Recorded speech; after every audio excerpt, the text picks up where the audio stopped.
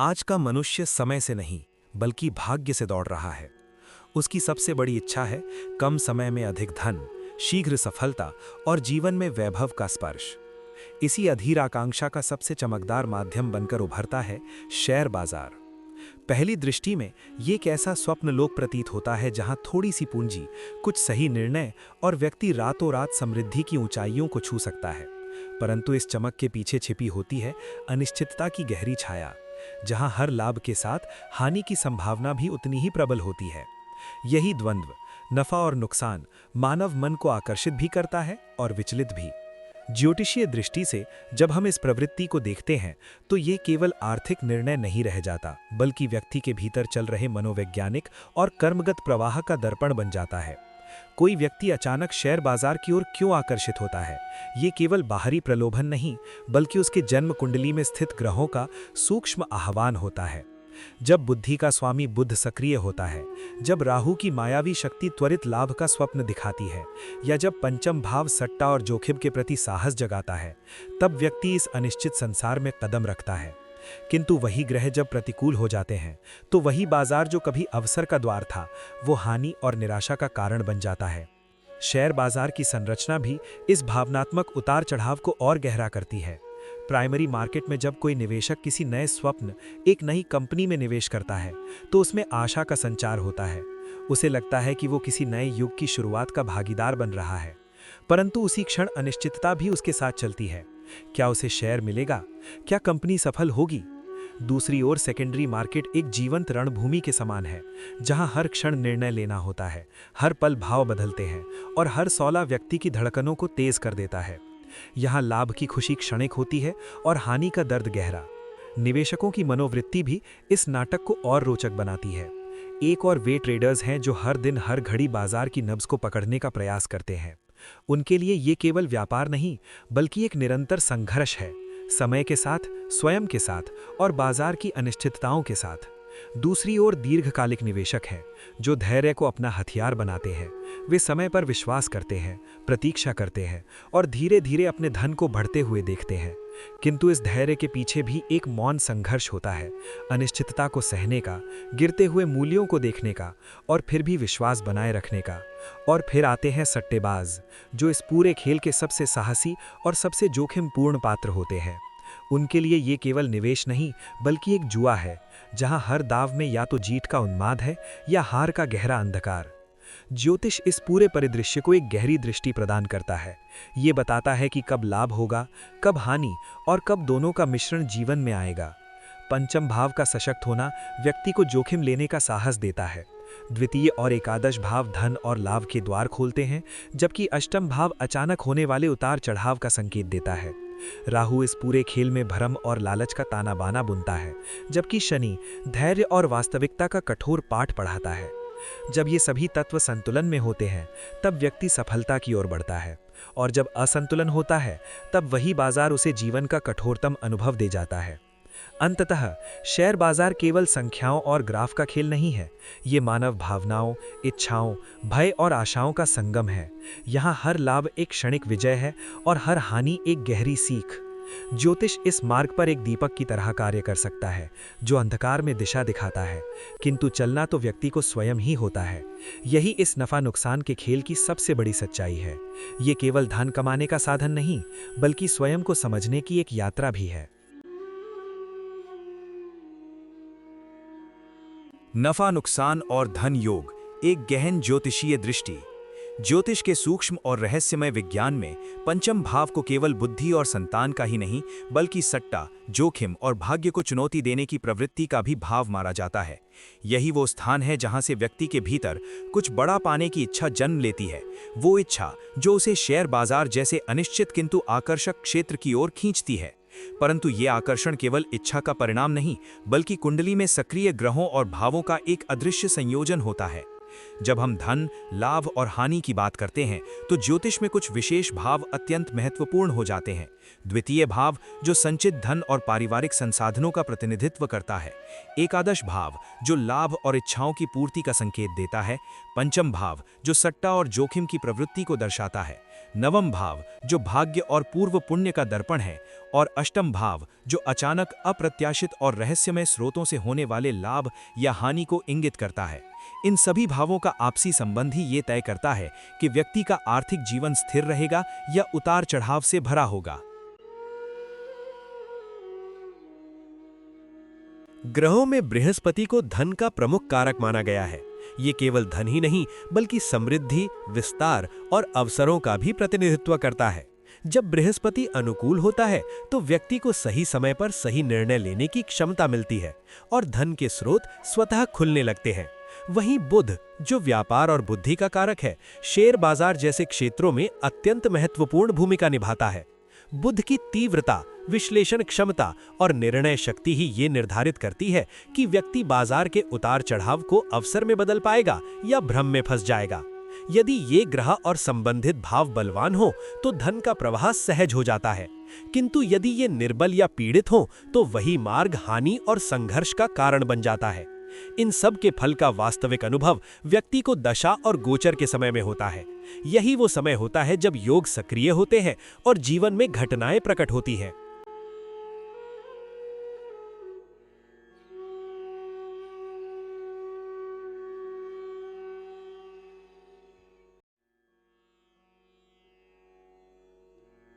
धन योगों की संरचना इस विषय को और गहराई प्रदान करती है।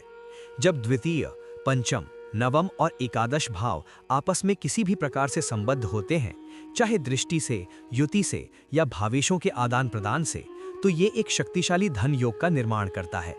यदि इन योगों के साथ केंद्रेश, लग्न, चतुर्थ, सप्तम, दशम भाव के स्वामी भी जुड़ जाएं, तो ये योग और भी प्रभावशाली हो जाता है, मानो भाग्य स्वयं व्यक्ति का साथ देने के लिए तत्पर हो।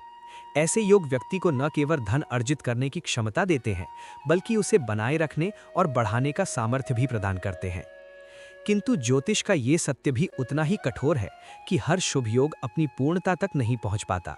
जब इन शुभ योगों या उनके स्वामियों का संबंध षष्ठ, अष्टम या द्वादश भावों से जुड़ जाता है, जो कि रोग, ऋण, बाधा, हानि और व्यय के भाव माने जाते हैं, तो ये योग दूषित हो जाता है। परिणाम स्वरूप जहां एक ओर व्यक्ति को धन प्राप्ति के अवसर मिलते हैं, वहीं दूसरी ओर अनपेक्षित हानि, गलत निर्णय या परिस्थितिजन्य बाधाएं उसके लाभ को नष्ट कर देती हैं। यही कारण है कि कुछ लोग बार बार लाभ के करीब पहुंचकर भी उसे स्थायी रूप से प्राप्त नहीं कर पाते। विशेष रूप से यदि द्वितीय या एकादश भाव अथवा उनके स्वामी पंचम या नवम भाव से संबंध बनाते हैं, तो ये अत्यंत शक्तिशाली धन योग माना जाता है। ये योग व्यक्ति को सट्टा, निवेश और भाग्य के माध्यम से धन प्राप्त करने की असाधारण क्षमता देता है। परंतु यदि इसी योग में दुष्ट स्थान के स्वामी प्रवेश कर जाएं, तो ये योग उसी तीव्रता से नष्ट भी हो सकता है, जैसे किसी ने हाथ में आया हुआ धन अचानक छीन लिया हो। बृहस्पति का द्वितीयेश के साथ एक विशेष प्रकार की समृद्धि का संकेत देता है। ये केवल धन नहीं, बल्कि स्थिर और नैतिक रूप से अर्जित धन का द्योतक है। वहीं यदि द्वितीयेश अपने ही भाव में, एकादशेश अपने भाव में और लग्नेश लग्न में स्थित हो, तो ये एक अत्यंत उच्च कोटि का धन योग बनता है, जहां व्यक्ति की क्षमता, अवसर और भाग्य तीनों एक साथ कार्य करते हैं। इसी प्रकार यदि द्वितीयेश और एकादशेश लग्न में आ जाएं, तो व्यक्ति स्वयं ही धन का केंद्र बन जाता है। उसकी उपस्थिति, उसके निर्णय और उसके प्रयास ही धन को आकर्षित करने लगते हैं। अंततः जब द्वितीय, पंचम, नवम और एकादश भाव या उनके स्वामी किसी भी प्रकार से एक दूसरे से जुड़ते हैं, तो ये धन योग का निर्माण करते हैं। एक ऐसा योग जो व्यक्ति को अवसर, साहस, भाग्य और लाभ चारों का संगम प्रदान करता है। परंतु ये भी स्मरण रखना आवश्यक है कि ज्योतिष केवल संभावनाएं दर्शाता है। उनका वास्तविक रूप जीवन में कैसे प्रकट होगा, ये व्यक्ति के कर्म, विवेक और समय की समझ पर भी निर्भर करता है। इस प्रकार नफा और नुकसान का ये खेल केवल बाजार का उतार चढ़ाव नहीं, बल्कि ग्रहों की चाल, भावों की स्थिति और व्यक्ति के कर्मों का सम्मिलित परिणाम है। एक ऐसा अदृश्य नाटक जिसमें हर व्यक्ति अपने भाग्य का पात्र भी है और निर्माता भी। जहां ज्योतिष धन प्राप्ति के उज्जवल योगों को प्रकट करता है, वहीं वह जीवन के उस कठोर सत्य को भी सामने लाता है, धन की हानि, अभाव और संघर्ष। धनहीन योग केवल आर्थिक कमी का संकेत नहीं देते, बल्कि वे उस मानसिक पीड़ा, असुरक्षा और असंतोष को भी दर्शाते हैं जिसे व्यक्ति भीतर ही भीतर अनुभव करता है। ये वो अवस्था होती है जहां प्रयास होते हुए भी फल हाथ से फिसलता हुआ प्रतीत होता है, मानो भाग्य स्वयं परीक्षा ले रहा हो। जब द्वितीयेश, जो संचित धन का स्वामी है, द्वादश भाव में चला जाता है तो ये संकेत देता है कि व्यक्ति का अर्जित धन धीरे धीरे व्यय, हानि या अप्रत्याशित खर्चों में समाप्त हो सकता है। इसी प्रकार यदि द्वादशेश द्वितीय भाव में आ जाए तो व्यय का स्वामी सीधे धन स्थान पर बैठकर उसे क्षीण करता है। ये योग व्यक्ति को ये अनुभव कराता है कि चाहे जितना भी कमाया जाए, बचत करना कठिन हो जाता है। धन आता है पर टिकता नहीं। द्वितीयेश का सप्तम भाव में होना और द्वादशेश का लग्न में स्थित होना भी एक गहरी चुनौती को जन्म देता है। यहाँ व्यक्ति के संबंध, साझेदारी या बाहरी परिस्थितियाँ उसके धन को प्रभावित करती हैं। कभी गलत साझेदारी, कभी दूसरों पर अत्यधिक निर्भरता और कभी स्वयं के निर्णय ही आर्थिक हानि का कारण बन जाते हैं। ये स्थिति व्यक्ति को बार बार ये सिखाती है कि हर संबंध लाभकारी नहीं होता। पंचमेश का षष्ठ भाव में होना बुद्धि और निर्णय क्षमता को संघर्ष में डाल देता है। जहां पंचम भाव सट्टा, विद्या और सूझबूझ का प्रतिनिधित्व करता है, वहीं षष्ठ भाव ऋण, शत्रु और बाधाओं का। इस प्रकार का योग व्यक्ति को गलत निर्णयों की ओर ले जा सकता है, विशेषकर निवेश और सट्टे के क्षेत्र में। इसी प्रकार नवमेश का अष्टम भाव में होना भाग्य को अनिश्चितता के अंधकार में डाल देता है, जहां व्यक्ति को बार बार अप्रत्याशित उतार चढ़ाव का सामना करना पड़ता है। जब द्वितीयेश पाप ग्रहों से युत या दृष्ट होता है या स्वयं 6, 8, 12 जैसे दुष्स्थानों में स्थित होता है तो ये धन के स्थायित्व को कमजोर कर देता है। द्वितीय भाव में पाप ग्रहों की उपस्थिति या उनकी दृष्टि भी यही प्रभाव उत्पन्न करती है। ऐसे योगों में व्यक्ति केवल आर्थिक रूप से ही नहीं बल्कि मानसिक रूप से भी अस्थिर हो सकता है। उसकी बुद्धि भ्रमित होती है, निर्णय गलत होते हैं और कभी-कभी संतान, शिक्षा या वैभव से जुड़े क्षेत्रों में भी कमी अनुभव होती है। यहाँ तक कि शत्रु या प्रतिस्पर्धी भी उसके धन को हानि पहुंचाने में सफल हो सकते हैं। किंतु ज्योतिष केवल हानि का संकेत देकर नहीं रुकता, वह ये भी सिखाता है कि धन कहाँ से आता है और कहाँ चला जाता है। ये समझना अत्यंत आवश्यक है कि आय का स्रोत क्या है, क्योंकि वही स्रोत लाभ और हानि दोनों का कारण बन सकता है। एकादशेश, जो लाभ का स्वामी है, जिस भाव में स्थित होता है वह उस क्षेत्र को दर्शाता है जहां से व्यक्ति को आय प्राप्त होती है। यदि एकादशेश किसी विशेष भावेश के साथ बैठता है तो वह उस भाव के कारकों से लाभ दिलाता है। उदाहरण के लिए यदि लाभेश पंचम भाव में स्थित हो या पंचमेश लाभ भाव में आ जाए अथवा दोनों एक साथ हो तो ये स्पष्ट संकेत है कि व्यक्ति को विद्या, बुद्धि, संतान या सट्टा से लाभ प्राप्त हो सकता है। यहाँ शेयर बाजार, ट्रेडिंग या किसी भी प्रकार का जोखिमपूर्ण निवेश लाभ का माध्यम बन सकता है। परंतु यही स्थिति उलट भी सकती है। यदि द्वादशेश पंचम भाव में आ जाए तो वही क्षेत्र जहां से लाभ मिल सकता था वही व्यय और हानि का कारण बन जाता है। इसका अर्थ है कि संतान, सट्टा या बुद्धि से जुड़े निर्णय व्यक्ति को आर्थिक नुकसान पहुंचा सकते हैं। इस प्रकार ज्योतिष हमें ये गहरी समझ देता है कि धन केवल योगों का परिणाम नहीं है बल्कि उन योगों की दिशा और सक्रियता का भी परिणाम है। धन योग और धनहीन योग दोनों साथ साथ कार्य कर सकते हैं, कभी व्यक्ति को ऊंचाइयों तक ले जाते हैं तो कभी उसे वास्तविकता का कठोर पाठ पढ़ाते हैं। ये एक ऐसा संतुलन है जहां हर लाभ के पीछे एक परीक्षा छिपी होती है और हर हानि के पीछे एक सीख। अंततः धन का ये खेल केवल बाहरी नहीं बल्कि आंतरिक भी है। ये व्यक्ति के धैर्य, विवेक और आत्मनियंत्रण की परीक्षा लेता है। ज्योतिष इस मार्ग पर एक मार्गदर्शक अवश्य बन सकता है, किंतु सही निर्णय और संतुलित दृष्टिकोण ही वो शक्ति है जो व्यक्ति को न केवल धन अर्जित करने में बल्कि उसे सुरक्षित रखने में भी सक्षम बनाती है। यही इस संपूर्ण नफा नुकसान की रहस्य का सार है। नफा नुकसान का अंतिम निर्णय गहराई से देखने की आवश्यकता। जब हम धन, लाभ और हानि के योगों का विश्लेषण करते हैं तो केवल साधारण भाव और ग्रहों की स्थिति देखना पर्याप्त नहीं होता। वास्तविक निर्णय तभी संभव है जब हम कुंडली को उसकी संपूर्ण गहराई में देखें। जैसे एक चिकित्सक केवल लक्षण नहीं बल्कि रोग की जड़ तक पहुंचता है, ज्योतिष भी ठीक इसी प्रकार कार्य करता है। सबसे पहले ये देखना आवश्यक है कि कोई प्रमुख भाव, विशेषकर द्वितीय, पंचम, नवम या एकादश पाप कर्तरी योग में तो नहीं फंसा हुआ है।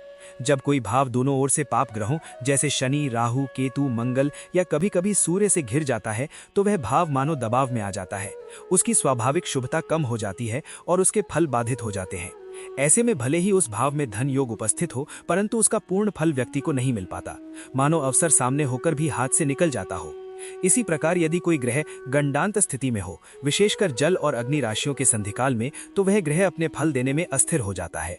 जब उस ग्रह की दशा आती है तो जीवन में एक प्रकार का आंतरिक संकट, भ्रम या निर्णायक मोड़ देखने को मिलता है। यदि ऐसा ग्रह धन से संबंधित भावों का स्वामी हो तो उसकी दशा में व्यक्ति को अचानक लाभ और हानि दोनों का तीव्र अनुभव हो सकता है, जैसे भाग्य स्वयं परीक्षा ले रहा हो। इसके बाद ये देखना अनिवार्य है कि क्या कुंडली में राजयोग या धन योग वास्तव में प्रभावी है। केवल योग का बनना पर्याप्त नहीं है, बल्कि ये देखना आवश्यक है कि वे सक्रिय भी हैं या नहीं। इसके लिए हमें केवल जन्म कुंडली D1 ही नहीं, बल्कि नवांश का भी गहन अध्ययन करना चाहिए। यदि कोई ग्रह जन्म कुंडली में बलवान है परंतु नवांश में निर्बल या पीड़ित है तो उसका फल स्थायी नहीं रहेगा। वहीं यदि कोई ग्रह दोनों कुंडलियों में सशक्त है तो वह अपने योगों का प्रभाव जीवन में स्पष्ट रूप से प्रकट करेगा। इसके साथ ही यदि संभव हो तो इंदु लग्न का विश्लेषण भी अत्यंत उपयोगी होता है। ये विशेष लग्न धन की वास्तविक क्षमता और उसकी स्थिरता को दर्शाता है। यदि इंदु लग्न और इससे संबंधित भाव ग्रह सशक्त हो तो व्यक्ति के जीवन में धन का प्रवाह अधिक सहज और स्थायी होता है। परंतु यदि यहाँ भी दोष हो तो धन योग होते हुए भी व्यक्ति को संतोष नहीं मिल पाता। सबसे महत्वपूर्ण चरण आता है दशा का निर्णय। यही वो समय है जब योग अपने वास्तविक स्वरूप में प्रकट होते हैं। किंतु केवल एक दशा प्रणाली पर निर्भर रहना कभी कभी अधूरा निष्कर्ष दे सकता है। इसीलिए एक कंपोजिट मेथड अपनाना अधिक उपयुक्त होता है, अर्थात कम से कम 2 दशा प्रणालियों जैसे विंशोत्तरी और योगिनी या चर दशा का एक साथ अध्ययन करना चाहिए। जब दोनों प्रणालियां एक ही दिशा में संकेत देती हैं तब निर्णय अधिक स्पष्ट और विश्वसनीय हो जाता है। यदि किसी ग्रह की दशा चल रही है और वो ग्रह धन योग से जुड़ा है, साथ ही अन्य दशा प्रणाली भी उसी अवधि को समर्थन दे रही है, तो वो समय निश्चित रूप से फलदायी माना जा सकता है। किंतु यदि एक प्रणाली शुभ और दूसरी अशुभ संकेत दे तो परिणाम मिश्रित हो सकते हैं। इन सभी गहन विश्लेषणों के बाद ही ये निष्कर्ष निकालना उचित होता है कि कौन सी दशा वास्तव में लाभदायी होगी और कौन सी सावधानी की मांग करती है। बिना इस गहराई के केवल सतही योगों के आधार पर निर्णय लेना कई बार भ्रमित कर सकता है। और अंत में इस संपूर्ण अध्ययन का सबसे महत्वपूर्ण संदेश ये है कि जीवन केवल सट्टा या त्वरित लाभ का खेल नहीं है। शेयर बाजार और धन का आकर्षण हमें खींचता अवश्य है, परंतु ज्योतिष हमें संतुलन सिखाता है। ये हमें बताता है कि कब आगे बढ़ना है और कब रुककर स्वयं को संभालना है। धन का वास्तविक सुख केवल उसे कमाने में नहीं, बल्कि उसे समझने, संभालने और संतुलित जीवन जीने में है। क्योंकि अंततः सबसे बड़ा लाभ वही है जहां मन शांत हो, निर्णय स्पष्ट हो और जीवन में स्थिरता बनी रहे, न कि केवल वो क्षणिक उत्साह जो सट्टे की जीत के साथ आता है और हार के साथ टूट जाता है।